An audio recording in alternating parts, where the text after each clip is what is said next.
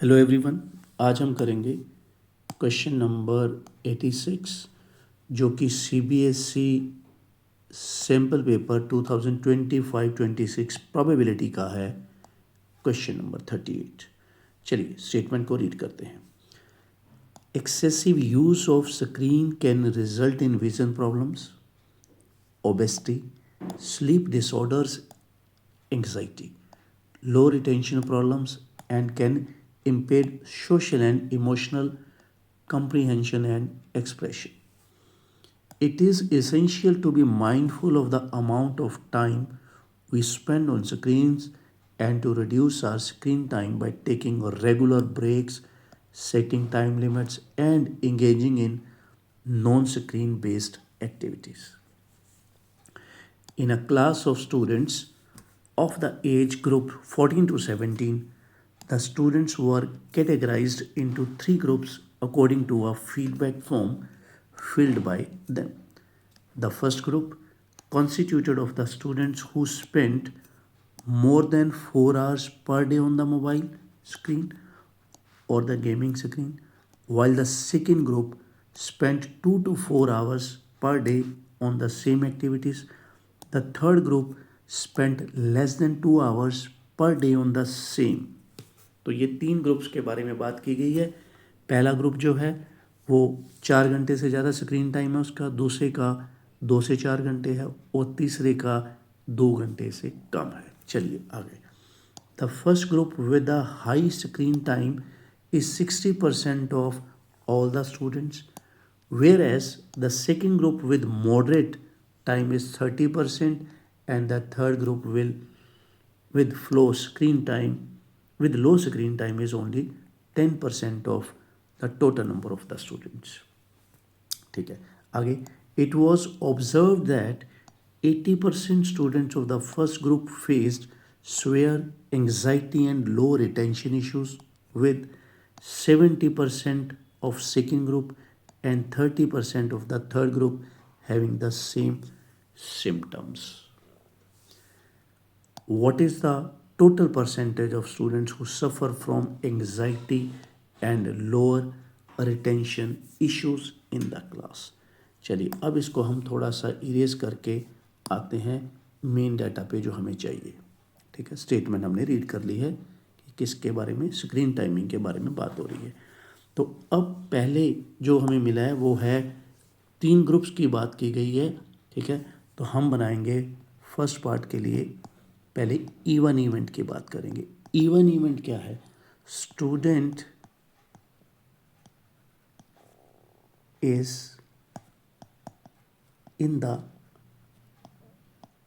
First group हमें पता ही है कौन सा है, जिनकी स्क्रीन टाइमिंग 4 घंटे से ज़्यादा है। ठीक है, फिर आते हैं student is in the second group, जिनकी टाइमिंग 2 आवर्स और 4 आवर्स के बीच है। Then third, student is in the third group कौन सा है? जिनकी टाइमिंग लो है, 2 घंटे से कम है।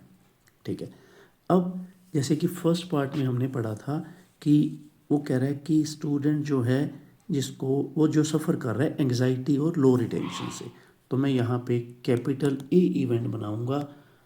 स्टूडेंट शोइंग सिम्टम्स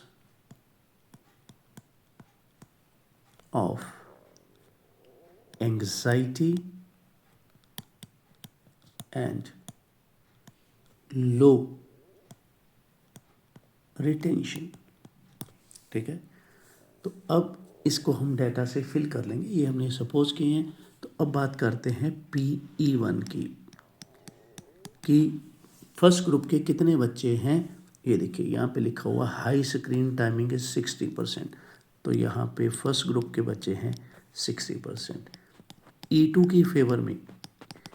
की फेवर में सेकेंड ग्रुप, ये देखिए second group with moderate screen timing is 30%।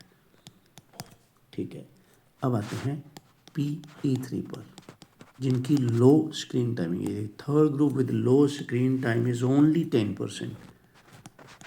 तो ये हो गया हमारा। अब आते हैं नेक्स्ट बात के ऊपर। नेक्स्ट क्या है अभी, फर्स्ट ग्रुप का बच्चा है और उसको एंग्जाइटी और लो रिटेंशन की प्रॉब्लम है, ठीक है। E1 मतलब जो नीचे लिखा है उसका मतलब फर्स्ट ग्रुप का बच्चा होना चाहिए और उसको क्या होनी चाहिए, एग्जाइटी और लो रिटेंशन की प्रॉब्लम। तो ये कहाँ पे है, ये देखिए, it was observe that 80% of the first group face swear anxiety and low retention issues. तो ये मेरा बन गया A/E1 कितना, 80%।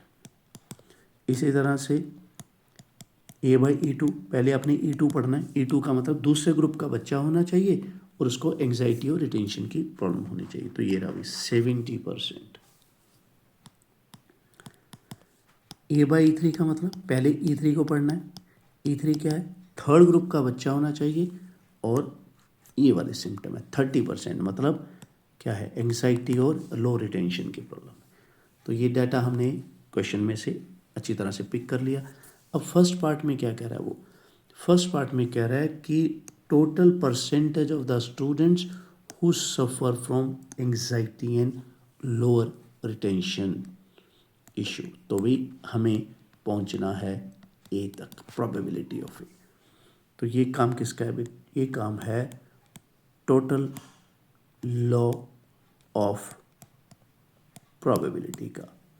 अभी हम एक पाथ डिज़ाइन करेंगे प्रोबेबिलिटी ऑफ ए तक पहुंचने के लिए। पहला क्या रास्ता है, अभी फर्स्ट ग्रुप का बच्चा होना चाहिए, उसके बाद फर्स्ट ग्रुप का बच्चा है और उसको इश्यूज हैं। चलिए फिर क्या आएगा, दूसरे ग्रुप का बच्चा और उसको इश्यूज हैं एंग्जाइटी और लो रिटेंशन के। फिर तीसरे ग्रुप का बच्चा और उसको इश्यूज हैं वही एंग्जाइटी एंड लो रिटेंशन। ये है टोटल ऑफ प्रोबेबिलिटी का फॉर्मूला। अब जल्दी से इसमें वैल्यूज़ फिल करते हैं। ये रहा हमारा सारा डाटा, 60/100, 80/100, 30/100, 70/100, 10/100, 30/100। और ये आ गई वैल्यूज़। अब इसको मल्टीप्लाई कर लेते हैं। ये 48, 2 ज़ीरोज़, 21 के पीछे 2 ज़ीरोज़ और ये है 300। तो ये बन गया, अभी 2 ज़ीरोज़ रहेंगे, 3 1 4 8 12, 4 2 6 1 7। तो इसको हम बोल सकते हैं 72%, क्योंकि परसेंटेज में हमें पूछा गया था। फर्स्ट पार्ट हमारा डन हो गया। अभी रीड करते हैं अच्छी तरह से सेकंड पार्ट को। A student is selected at random. What he is found to suffer from anxiety and low retention issues. एक स्टूडेंट को पकड़ा है, उसको इश्यूज हैं एग्जाइटी और लो रिटेंशन के। What is the probability that he she spends screen time more than 4 hours per day? तो क्या प्रोबेबिलिटी है, जिस स्टूडेंट को हमने पकड़ा है क्या प्रोबेबिलिटी है कि उसका स्क्रीन टाइम 4 घंटे से ज़्यादा है। और हमें पता है 4 घंटे से ज़्यादा का मतलब क्या है कि पहले ग्रुप का बच्चा होना चाहिए। तो ये जो है फील्ड, ये है बेस थ्योरम का। बेस थ्योरम में ऐसे ही थोड़े उल्टे क्वेश्चन पूछे जाते हैं, घुमा के क्वेश्चन है, जिसको रिवर्स प्रोबेबिलिटी बोलते हैं, उल्टी प्रोबेबिलिटी बोलते हैं। तो अब क्या था, देखिए नीचे आएगा ए,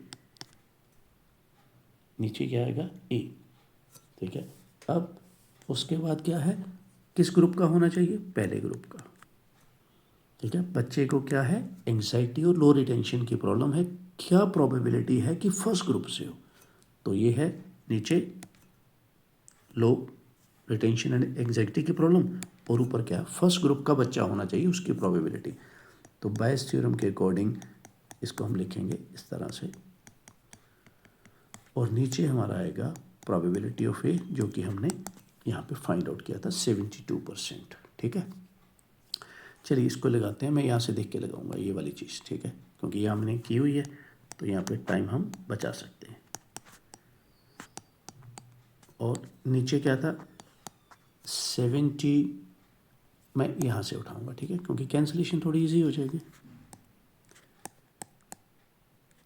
ये देखिए ये 4 ज़ीरोज़ गई, क्या आया 60 × 80 और क्या है ये क्या,